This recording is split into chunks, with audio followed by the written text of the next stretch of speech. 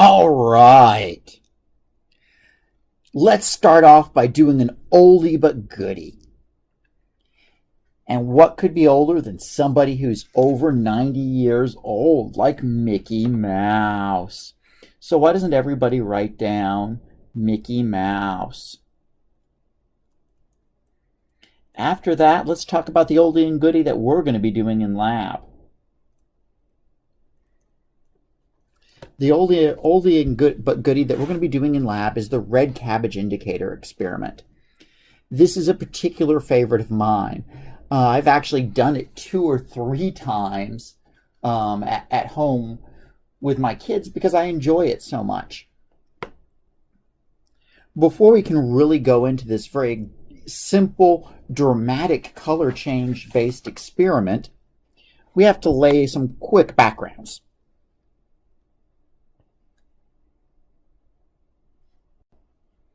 A lot of this stuff that I'm going to go through real quickly will be review for you. That's fine. But real quickly, let's define what an acid is. An acid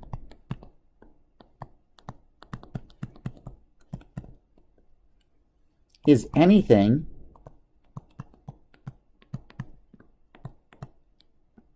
that releases a hydrogen ion in water. Classic example is hydrochloric acid. Hydrochloric acid, you place it in water and it comes apart. It becomes the hydrogen ion and the chloride ion.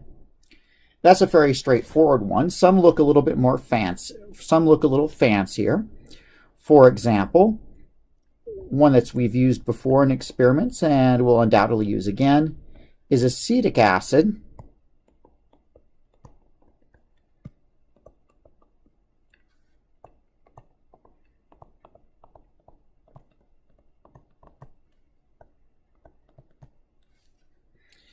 Acetic acid,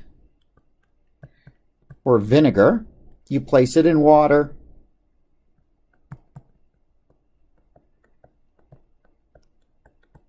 and it loses one of its hydrogens. Specifically the hydrogen right there that is attached to one of those oxygens. So an acid is anything that releases the hydrogen ion when it's placed in water. Now, it turns out that water itself is kind of an acid.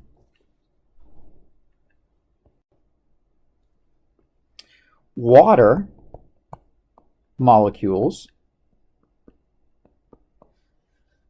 can react with other water molecules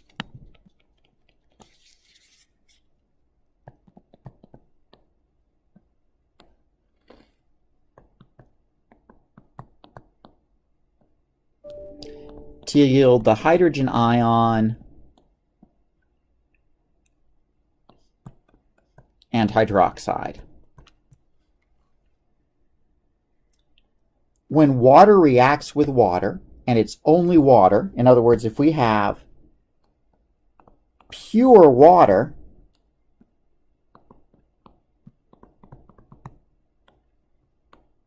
this reaction happens very little. Not a lot of this reaction going on. So little so that at room temperature, the concentration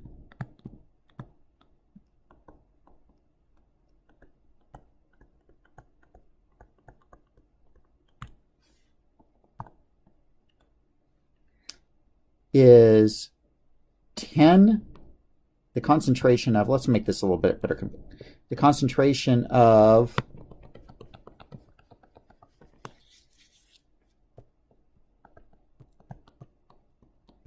the hydrogen ion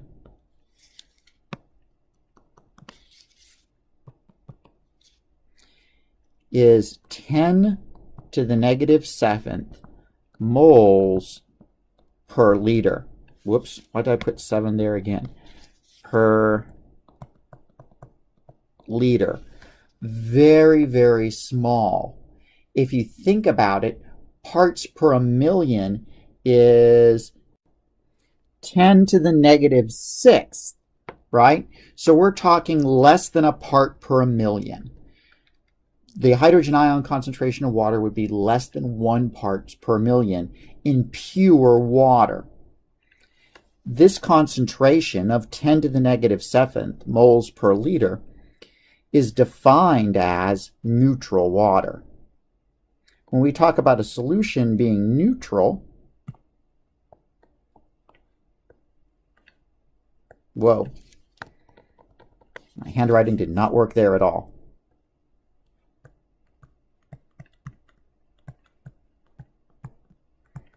A neutral solution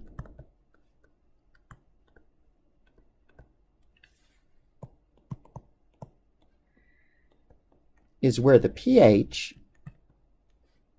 whoops, I'm getting ahead of myself, hydrogen ion concentration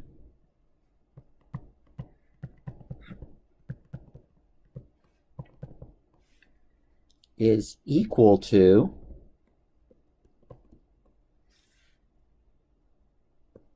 10 to the negative 7th moles per liter. That's how we define a neutral solution. You need to write that down. That'll be on the post-lab quiz. Guarantee it. Why? Because I wrote it. I mean pre-lab quiz. All right, neutral solution. Now, one thing that you'll notice is really awkward. In order to talk about a neutral solution, I had to say this long sentence that the hydrogen ion concentration is 10 to the negative 7th. Well, 10 to the negative 7th is a really awkward number. So we as scientists have come up with an easier, more convenient way to talk about it.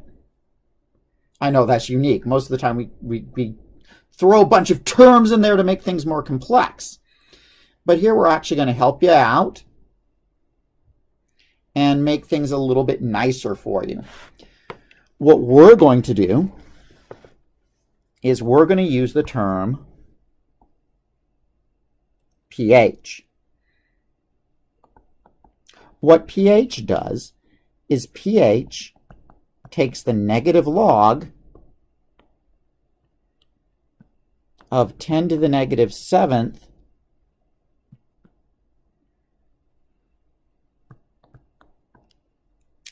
If you don't know what taking a log is, log, I know I'm dragging algebra into it. Algebra's not a prerequisite for this class.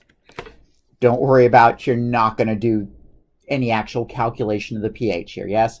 I find math delectable, and I cannot resist talking about it sometimes. I try to resist temptation, but I am weak and I give in to it. Oh, what can I say? I'm only human. I know many of you find that hard to believe, and you think I'm something more than human. Don't blame me for that either. But at any rate, for example, if you have the log of 10 to the x would be x. The log of something is simply the power that you have to raise 10 to in order to get it. In other words, the log of 10 to the third would be 3. So the log of 10 to the negative 7 is negative 7. And that's why our pH scale has that little negative sign there.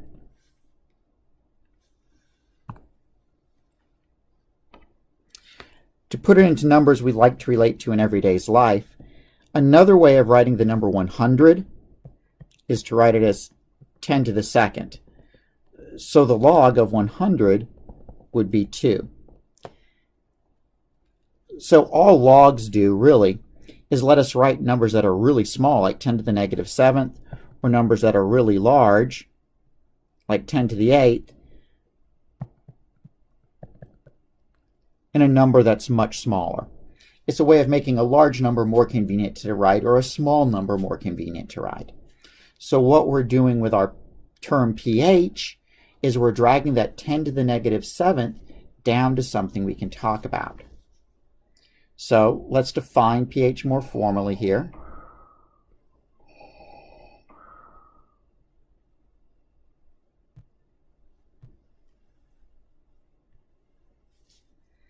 and I'm going to put in words that are going to sound really impressive. pH is the negative log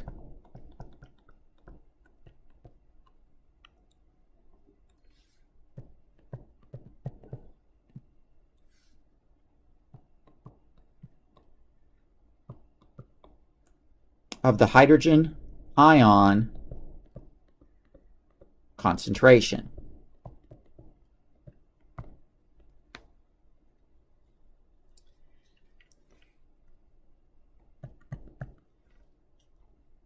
pH is a measure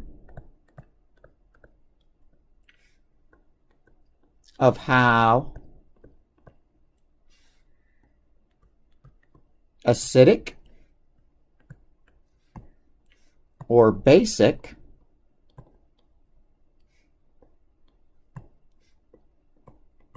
a solution is.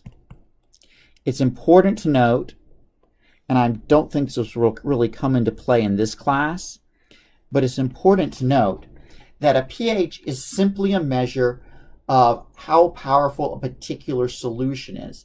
You can have weak solutions.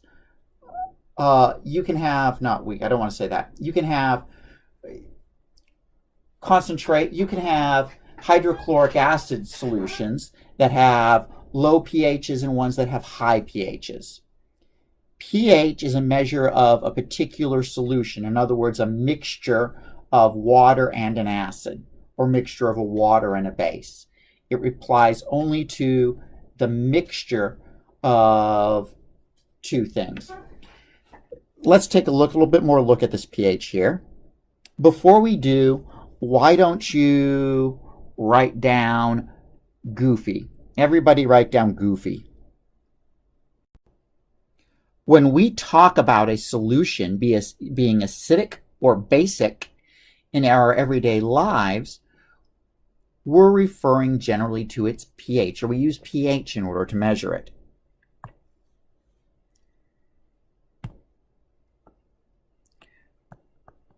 When a solution has a pH of 7, the solution is referred to as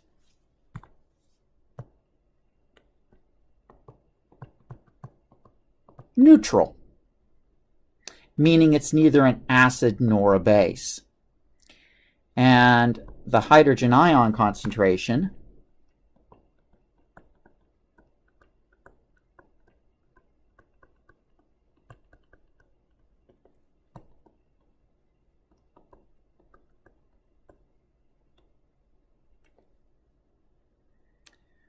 when the pH of a solution is less than 7, a solution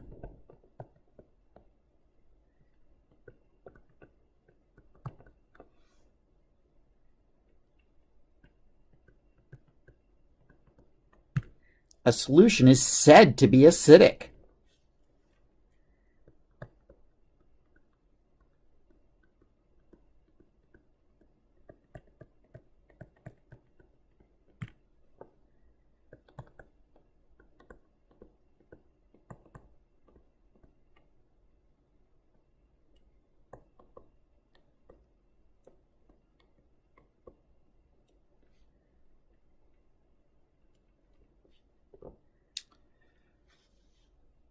If the pH of a solution is greater than 7, the solution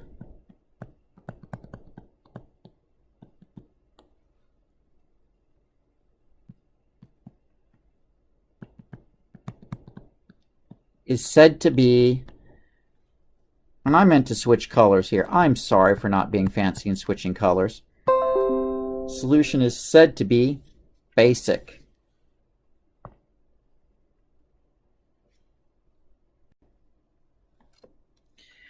And the hydrogen ion concentration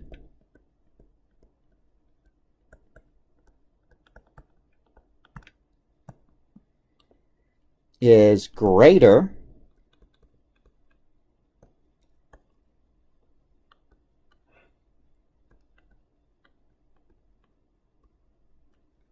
than 10 to the negative 7th molar.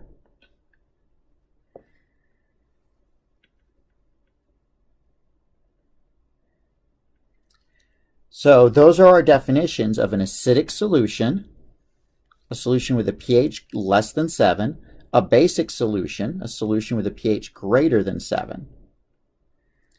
So those are our definitions of a basic solution, an acidic solution.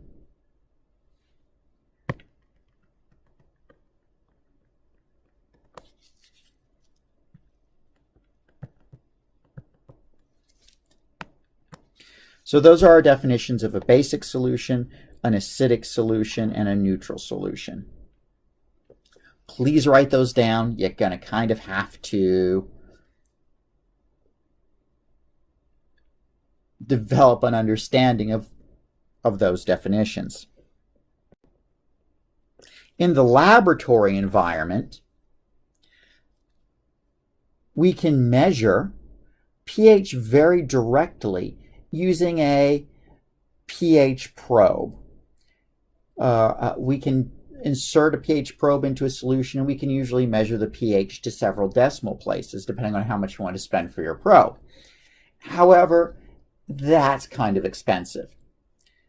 Scientists have been using forever indicators to measure the pH. Matter of fact, if you own a pool or have owned a fish tank, owned a pool, I wish. Hell, I haven't even owned a fish tank. But if you do, if you've used one of those, or if you've worked cleaning one of those for somebody else, or have a friend who have one, or you've even been to the public pool, you'll see the lifeguards doing it. There are several cheap, easy to use commercial indicators. We've already talked about indicators being something we use to observe the results of an experiment. In the context of pH, an indicator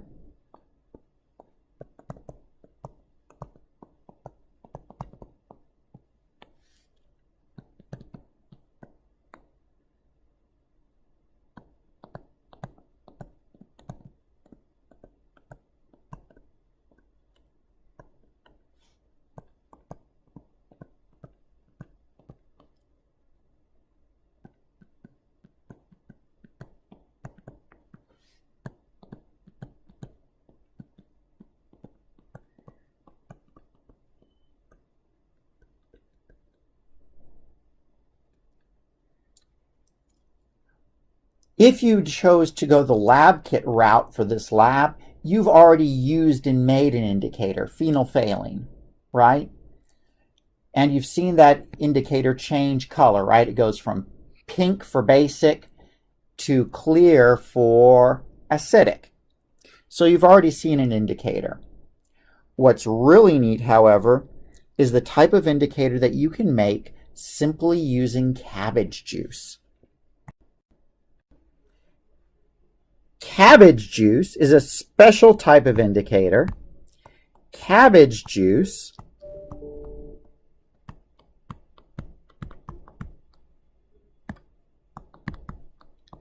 is a special type of indicator known as a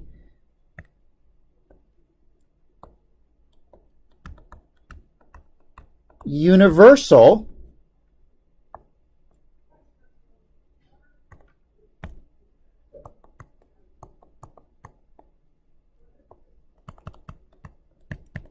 indicator. Why is it known as a universal indicator? Because it can change into more than two colors. In other words, it can differentiate between more than just two different pHs.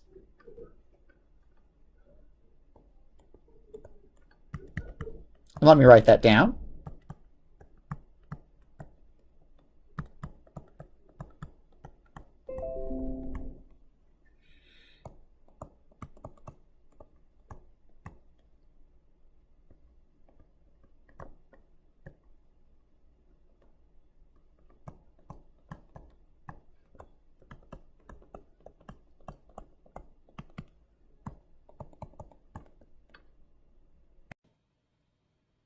A universal indicator tells the difference between more than just two pHs by changing into several different colors. The different colors will respond to the different colors of pH. Now that I'm through talking at you, you're going to watch a couple different videos on the use of cabbage juice as a universal indicator. You're then going to make your own cabbage juice indicator and test some different household products. I want to add a couple extra safety rules to what you'll see in the videos that you're going to watch. The first safety rule is when you test different substances for their pH using your cabbage juice indicator,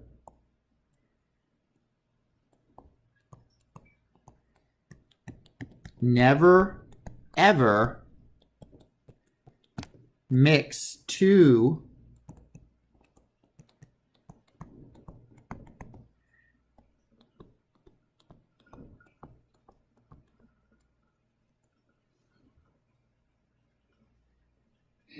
household items.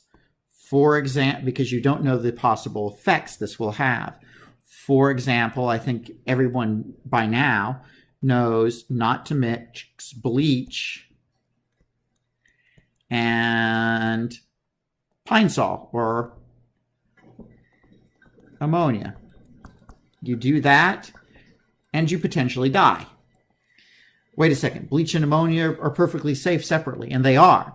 But when you mix them together, they actually form a poisonous gas.